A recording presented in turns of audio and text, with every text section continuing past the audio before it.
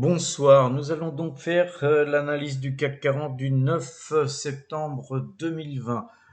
Comme je vous le dis depuis quelques séances, le CAC 40 est dans un trending range là, ici, plutôt en forme de triangle, plutôt un drapeau. Tant qu'on va rester dans ce triangle, on n'est pas vraiment vendeur, pas vraiment acheteur. Ceci dit, là aujourd'hui, la bougie, une belle bougie verte, on va zoomer, une belle bougie verte ici, mais ceci dit, qui reste à l'intérieur de la bougie rouge précédente.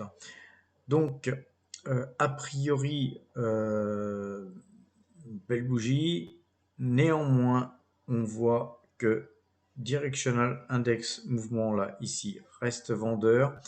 On a un tout petit peu plus de volume que la veille, mais guère plus.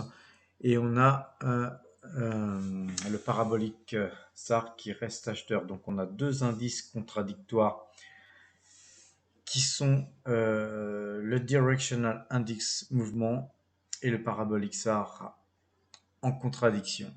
Maintenant, on va regarder le Kagi. Kagi reste vendeur. Donc ça, c'est un paramètre important à regarder.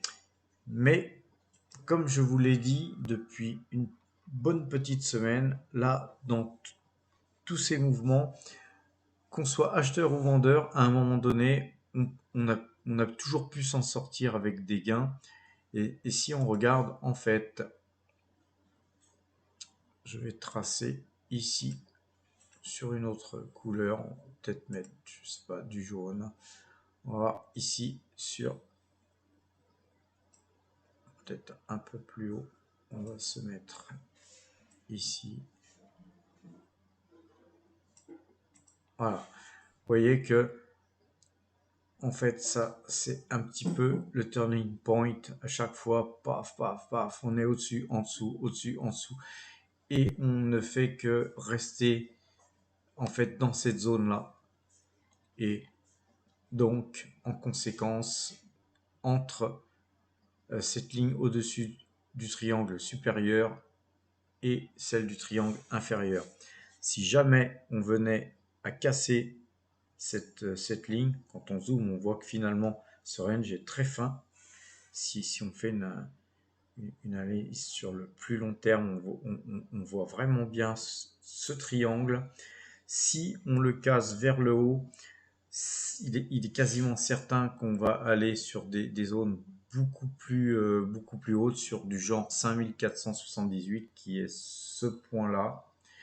Et si on casse vers le bas, il est fort probable qu'on aille voir quelque chose comme 4231. Donc on reste dans l'expectative de voir par où ce triangle sera cassé. Concernant les valeurs, alors aujourd'hui, Total prend 1,21%.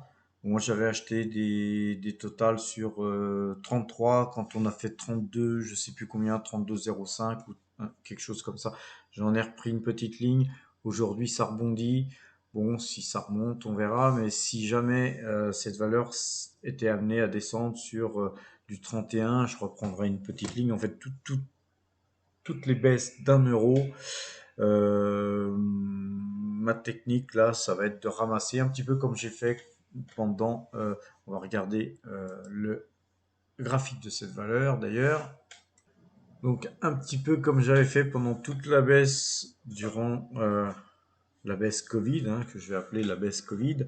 Moi, tous les 1 euro, j'ai ramassé, ramassé, ramassé, ramassé. Et puis ensuite, j'ai un petit peu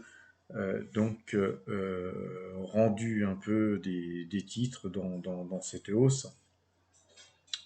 Donc c'est ce qu'on appelle de l'accumulation-distribution. Ça, c'est une technique de travail intéressante aussi. C'est-à-dire quand on croit en la valeur, qu'on sait que cette valeur distribue un dividende intéressant, qu'elle a de la croissance, qu'elle a de l'avenir. Quand il y a une forte baisse comme ça, qu'on arrive ici, on ne sait jamais jusqu'où on va aller au plus bas.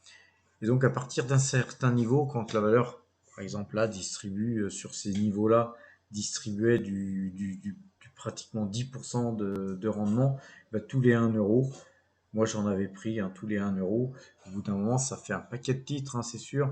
C'est certain qu'il faut avoir le courage de le faire, mais à un moment donné, quand ça repart, vous imaginez, quand ça repart, c'est un petit peu comme si là on s'était enfoncé sous l'eau, comme si c'était un bouchon, là vous étiez à la pêche, il y a un bouchon qui s'enfonce sous l'eau, ça s'enfonce, et à un moment donné, quand ça repart dans l'autre sens, quand ça repart, ça fait comme en fait un bouchon de liège qui s'est enfoncé sous l'eau. Quand ça revient à la surface, évidemment ça revient à une vitesse extrêmement puissante. Là on n'est pas dans ce cas-là, mais ceci dit, on reste un petit peu sur cette zone-là, qui était la zone où j'avais commencé à acheter tous les 1 euro.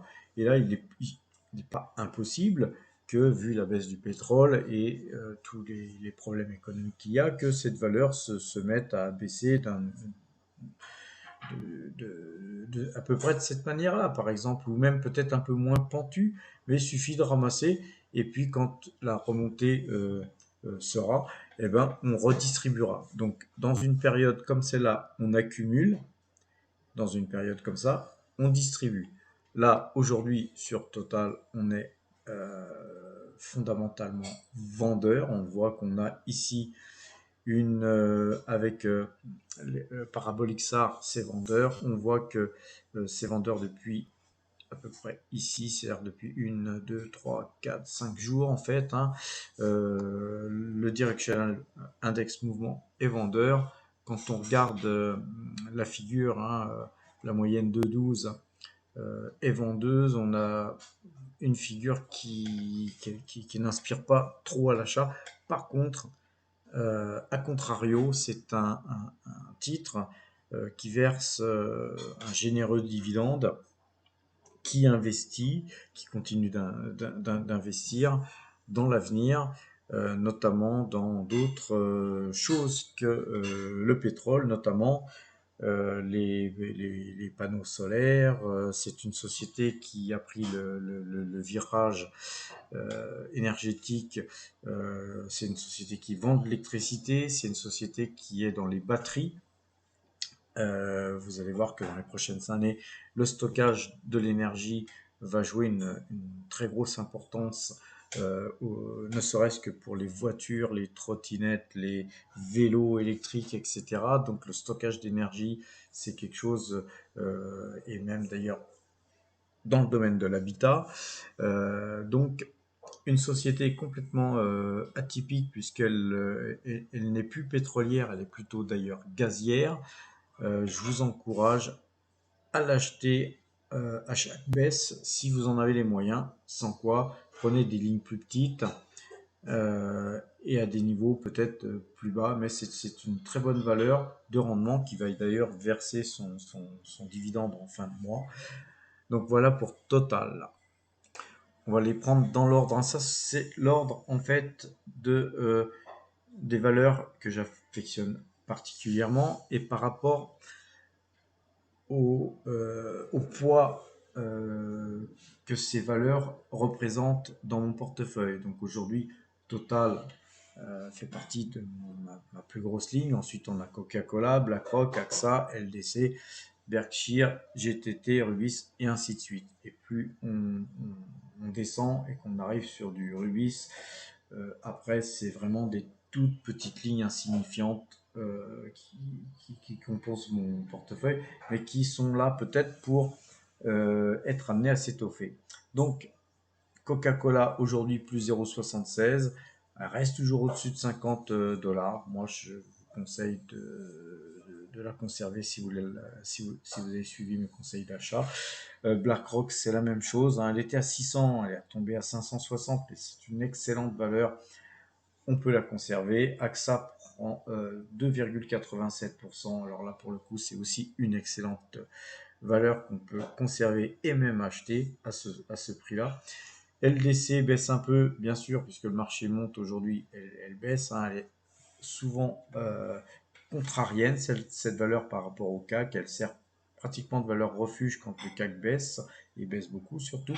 Berkshire était à retourner à 220, mais on a clôturé légèrement en dessous de 220. GTT, je vous l'ai conseillé il y a 2 ou 3 jours.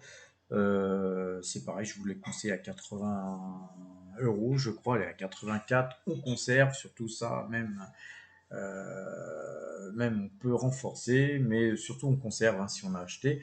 Rubis, on peut conserver, bien sûr, très très bonne valeur. Et Eutelsat, un petit peu décevante. Eutelsat, elle n'a pas performé comme je pensais lors de mon signal d'achat quand je vous l'ai conseillé. Ceci dit, quand on regarde le graphique, on s'aperçoit que rien n'est perdu. C'est une valeur qui peut partir demain ou un peu plus tard. Donc on conserve. Alors Celsius qui avait un petit peu baissé aussi quand même, en plus 8,82%. Tupperware plus de 5%, 5,87%. Anico Eagle Mines plus 4,65% et Kodak plus de 5%. Donc belle journée on va dire. Maintenant on va regarder d'autres choses.